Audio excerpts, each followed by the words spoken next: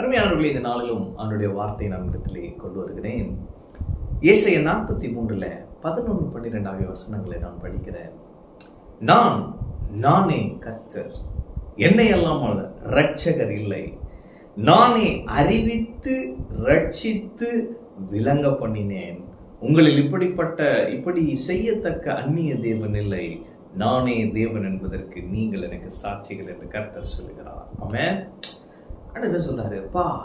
ஐ அம் God, நான் தான் தேவன் என்பதற்கு நீ சாட்சி என்று சொல்லுகிறார். ஆமென். அப்ப நீங்க தான் சாட்சி. நீங்க இந்த பூமியில நீங்க சாட்சிகளா இருக்கிறீங்க. எதுக்குன்னா அவர் தேவன் என்பதற்கு. அப்ப உங்க வாழ்க்கையை பார்க்கிறவங்க மெய்யாய் நீதி செய்கிற தேவன் உண்டு என்பதை காண்பார்கள். உங்கள் வாழ்க்கையை பார்க்கிறவங்க மெய்யாய் அற்புதங்களை செய்கிற தேவன் உண்டு என்பதை அனுபவிக்க போகிறார்கள், பார்க்க போகிறார்கள், உணரப் போகிறார்கள். அவன் எப்படியா அவர் சொல்றாரு, நானே அறிவித்து ரட்சித்து விளங்க பண்ணினேன். தேவன் அப்படி தன்னை குறித்து ஒரு போஸ்ட் பண்ணாரு. நானே கர்த்தர், என்னை இல்லாமல் ரட்சகர் இல்லையப்பா. ஐ அம் காட், நானே, என்னை அல்லாமல் உன்னை ரட்சிக்க யாருமே இல்லை, இருந்ததில்லை, இருக்க போவதும் இல்லை.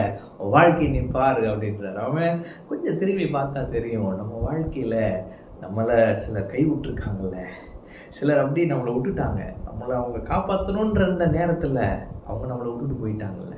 சிலர் நம்மளை ஏமாத்திட்டாங்கல்ல, நம்ப வச்சு கழுத்தறுத்துட்டாங்கல்ல. ஆனால் அந்த நேரத்துலலாம் நம்ம கூட இருந்தது தேவன் தானே. அவர் சொல்லுகிறாரு, என்னை அல்லாமல் ரட்சகர் இல்லை.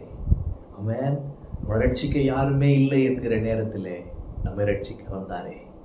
அவரை அல்லாமல் ரட்சகர் இல்லை, அவரே கர்த்தர். அவன் அவர் தன்னை குறித்து என்ன சொல்றாருன்னா, நானே அறிவித்து ரட்சித்து விளங்க பண்ணினேன். அவன் அப்ப என்ன பண்றாரு? அவரு அறிவிக்கிறார்.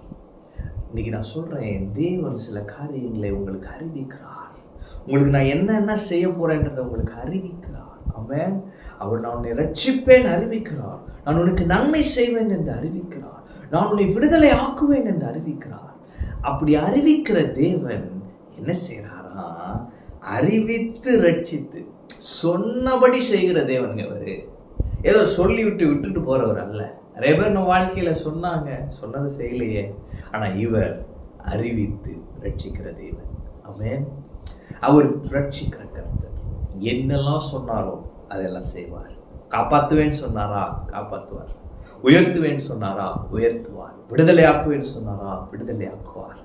கடன் அடைப்பாயின்னு சொன்னாரா கடன் அடைக்க வழி செய்வார். அவன் உங்களுக்கு அவர் என்னவெல்லாம் சொன்னாரோ, என்னவெல்லாம் வாக்கு கொடுத்தாரோ அவர் அப்படியே செய்வார்.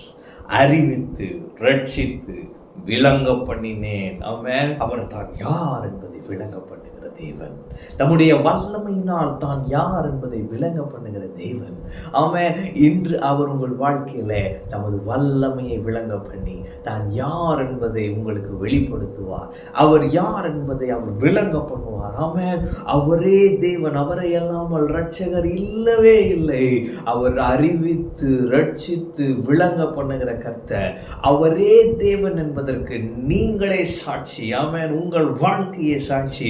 அவர் உங்களுக்கு செய்ய போகிற அற்புதங்களை நீங்கள் அனுபவித்து வாழ்க்கையின் அடுத்தடுத்த நிலைகளுக்கு செல்ல போகிறீர்கள். பல நன்மைகளை வைத்திருக்கிறார். உங்கள் வாழ்க்கை தலைகீழாய் மாறப் போகிறது. தேவன் உங்களை உயர்த்த போகிறார். அவர் தேவன் என்பதற்கு நீங்கள் சாட்சிகள். உங்கள் வாழ்க்கையை காண்கிற அநேகர் அவரை அறிந்து கொள்ள போகிறார்கள். நீங்கள் எவ்வளவாய் ஆசீர்வதிக்கப்பட போகிறீர்கள் என்பதை கண்டு அநேகர் இயேசுவை அறிந்து கொள்ள போகிறார்கள். அவர் சொல்லுகிறார், நானே கர்த்தர், என்னை அல்லாமல் இரட்சகர் இல்லை. நானே அறிவித்து ரட்சித்து விளங்க பண்ணினேன். நான் தேவன் என்பதற்கு நீ சாட்சி என்று சொல்லுகிறார்.